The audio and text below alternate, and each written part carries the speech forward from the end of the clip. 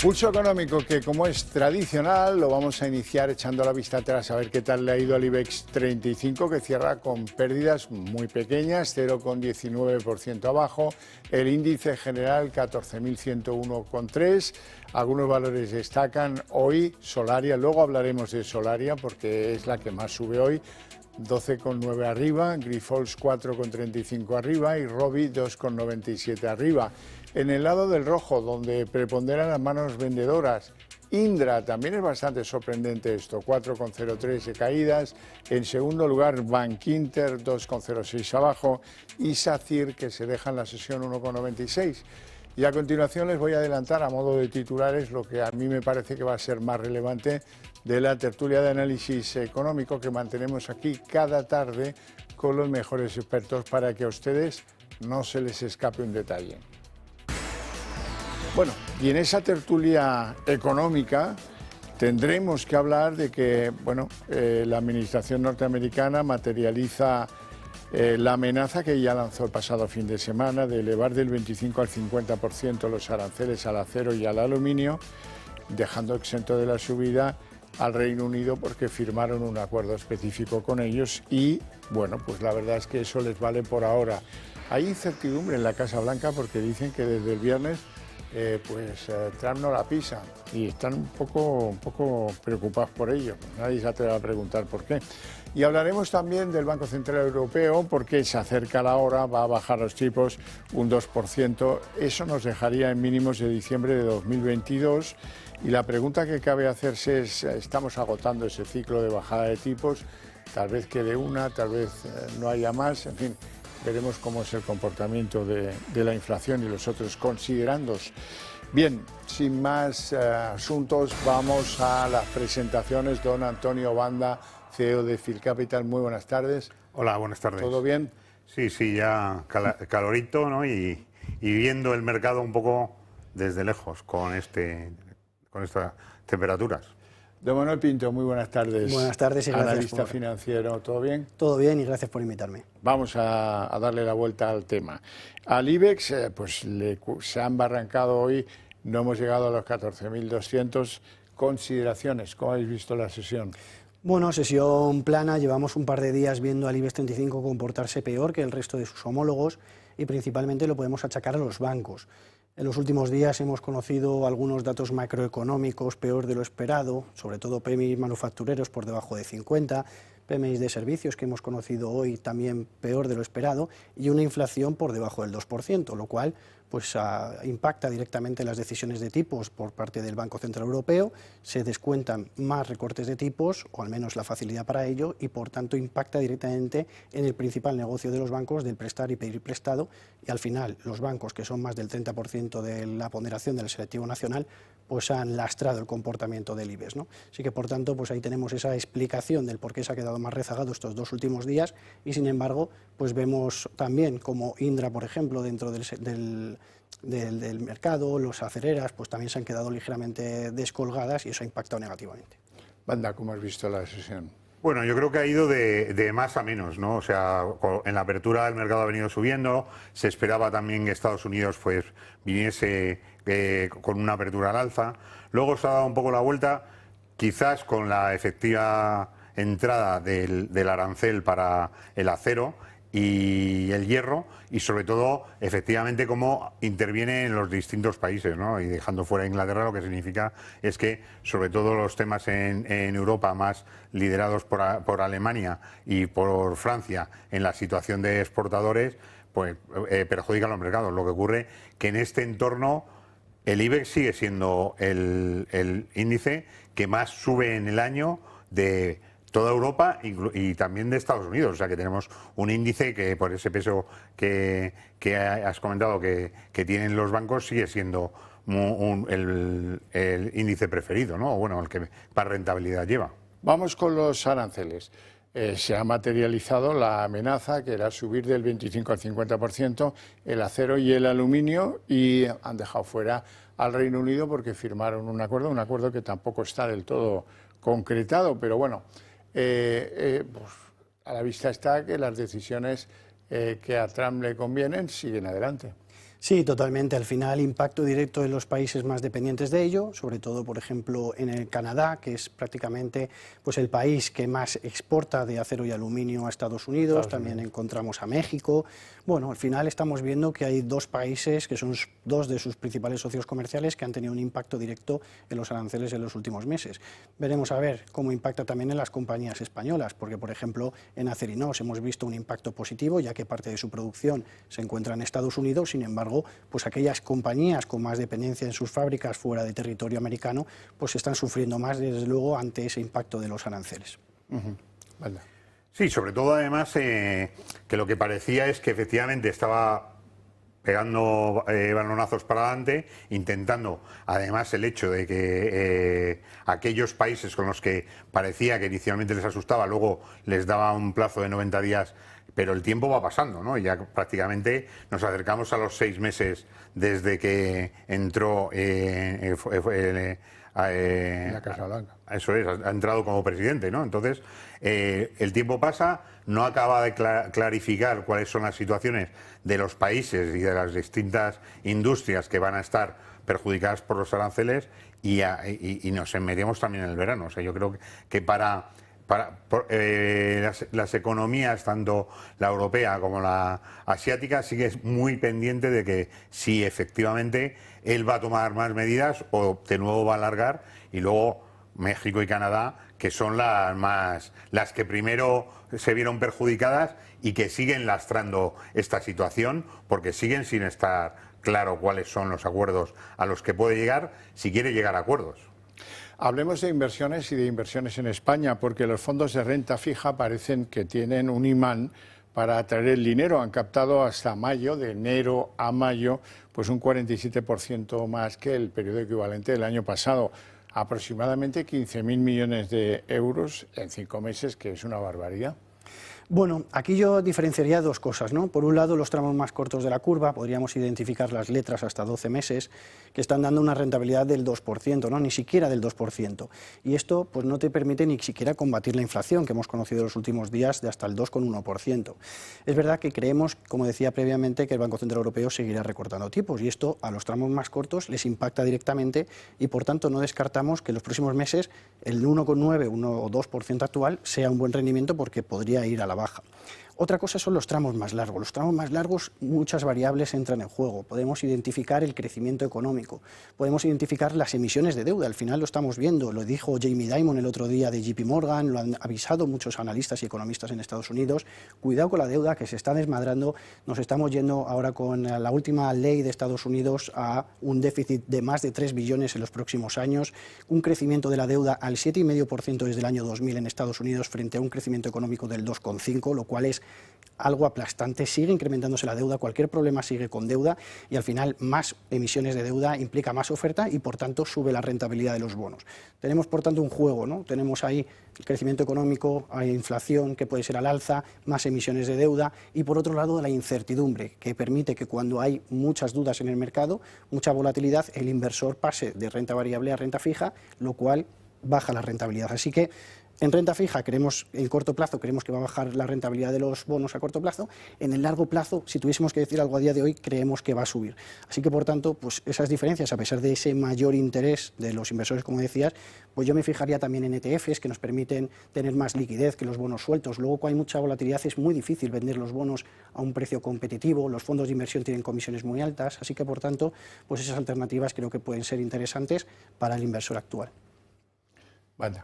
Bueno, sí, el modelo de venta de los fondos en España viene de la mano de que los grandes bancos, que son los grandes, los que tienen realmente activos en un gran número, provoca que se venda rentabilidades pasadas, ¿no? O sea, realmente los fondos de renta fija 24 han ido excepcionalmente bien, con rentabilidades que una persona en el día a día, pues porque tienen rentabilidades, como hemos visto, por encima del 4,5 o 5%, bajando, a repetir, pero se siguen vendiendo ahí. Entonces, la entrada masiva de inversores suele pasar siempre, como pasa en estos grandes bancos vendiendo productos ya atrasados, que se produce tarde, y veremos si al final de año los inversores que han entrado en estos productos de renta fija no se van a quejar porque las rentabilidades van a estar muy por debajo.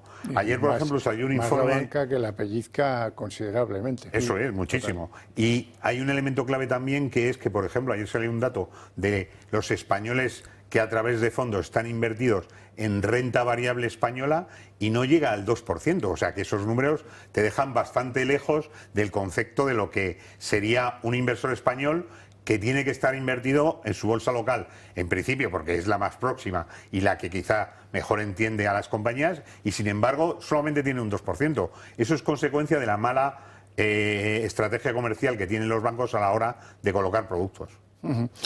Hablemos del Banco Central Europeo. Se acerca la fecha en la que pues todos coinciden en que van a bajar los tipos al 2%, un mínimo desde diciembre del 2022. Y antes nos planteábamos la pregunta, probablemente sea la última bajada o como mucho habrá una más, pero el ciclo se termina, ¿no? Bueno, yo tengo una opinión que yo creo que no solo va a recortar este jueves, sino va a hacerlo 2 veces más en los próximos meses. Vamos a ver, evidentemente, en qué queda la guerra comercial, ¿no? En qué quedan los aranceles de Donald Trump, porque desde luego que pueden tener un impacto muy importante en el crecimiento económico de Europa, porque ya lo dijo Lagarde en los estudios que tienen ellos, que es de casi un 1%. ¿Qué crecimiento tiene ahora mismo Europa? De 0,8 o 0,9%, según la última proyección de la última reunión. Vemos, por tanto, que la inflación está considerablemente por debajo del 2, 1,9%. La inflación de servicios, que ha costado tanto que bajase, ya empieza a reducirse. Vemos que la energía, vemos también la apreciación del euro, que es una fuerza de importación que, por tanto, presiona a la baja la inflación. Bueno, pues vemos también el crecimiento, como decía, económico y muchos productos de Asia que se venderán en vez de en Estados Unidos, en Europa, a precios más competitivos, que también pueden hacer que presione a la baja ese 1,9 actual. Por tanto, nuestro escenario base es inflación controlada por debajo del entre el 1 y 1,5% y un crecimiento económico que dependerá de los aranceles, pero que como mucho va a estar en 1 y que creemos que va a estar más bajo. Ante ello, creemos que el Banco Central Europeo tiene que recortar tipos por debajo del rango neutral. El rango neutral lo han definido entre un 2,25 o 1,75%, que es aquel tipo que ni estimularía ni restringiría el crecimiento económico. Creemos que tiene que quedar bastante por debajo, o al menos por debajo de ese 1,75%, y por tanto 2 recortes más, aparte del jueves, que podríamos ver de cara a los próximos meses.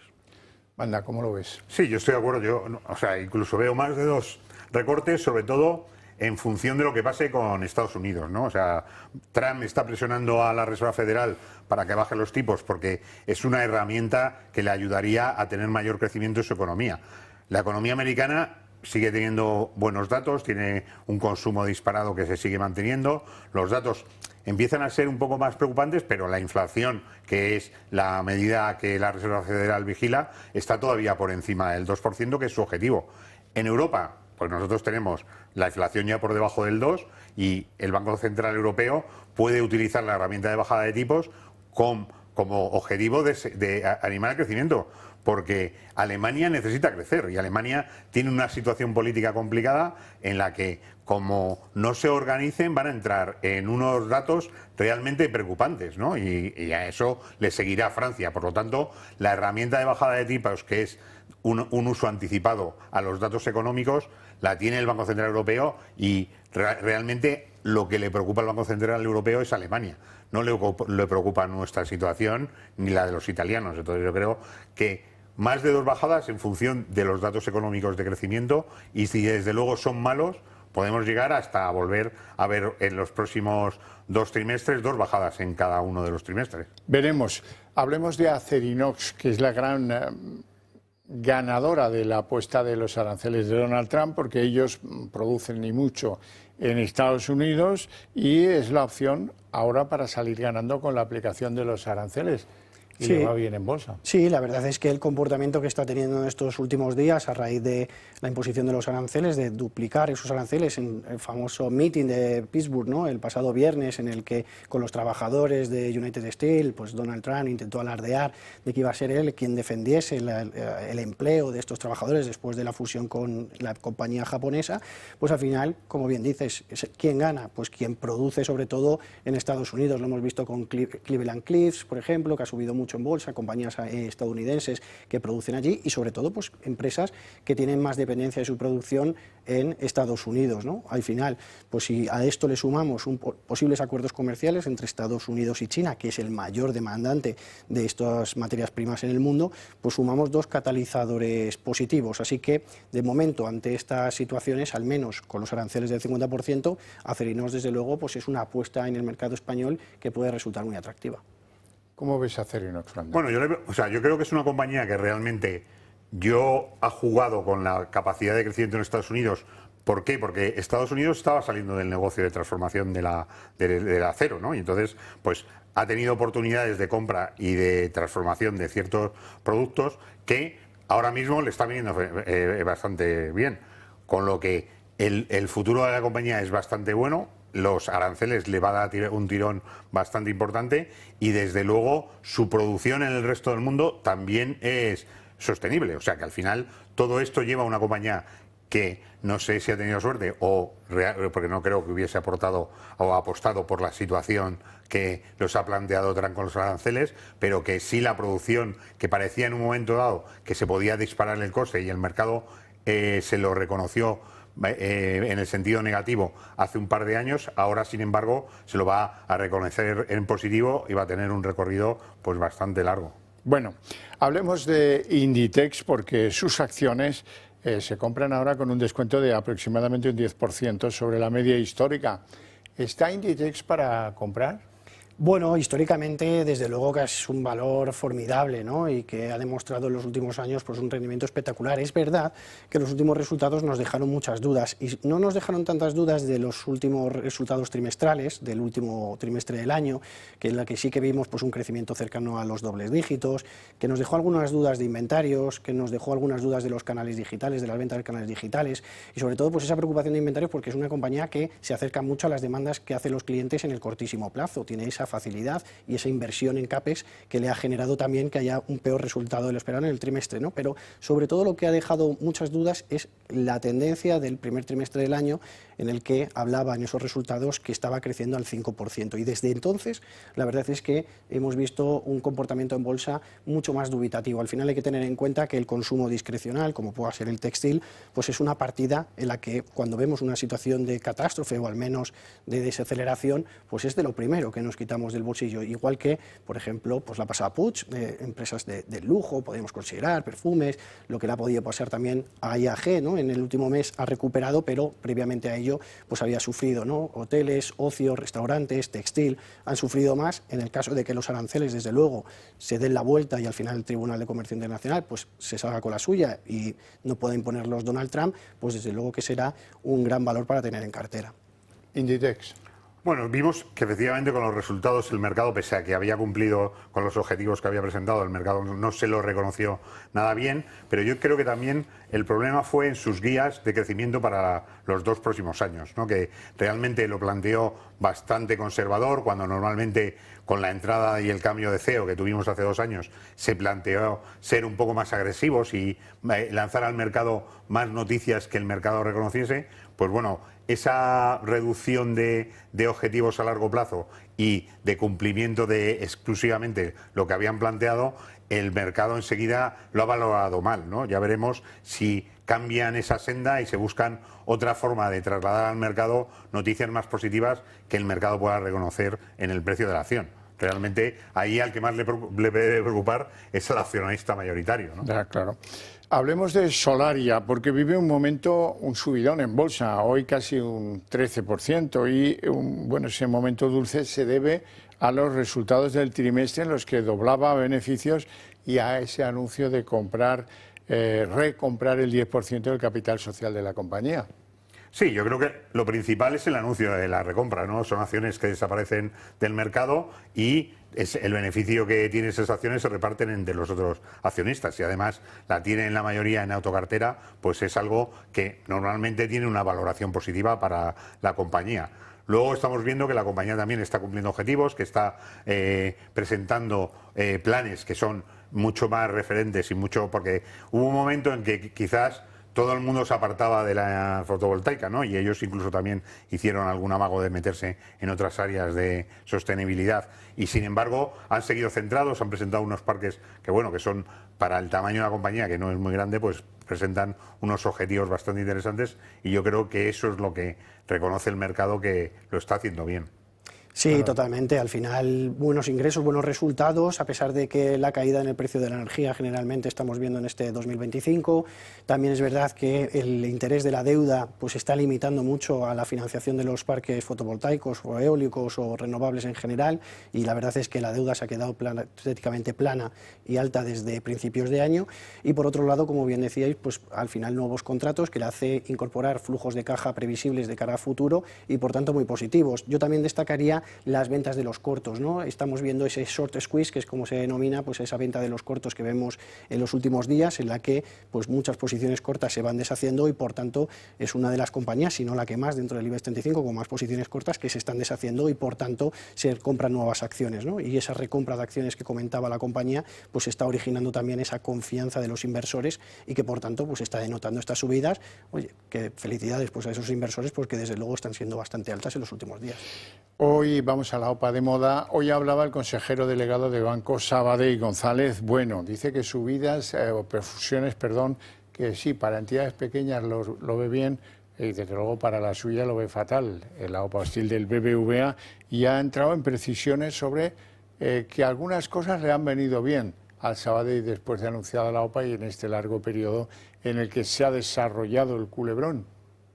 Que nosotros nos hemos revalorizado exactamente en línea desde la OPA, exactamente en línea con nuestros compañeros de viaje y muy por encima del BBVA. El año pasado hemos crecido un 5% en activo, un 6% en pasivo, y hemos mejorado la rentabilidad trimestre sobre trimestre de un 50 y tantos %. Hay algún extraordinario, pero también en ordinario es una mejora tremenda. Entonces, mejoran la rentabilidad, mejoran los volúmenes, mejora todo.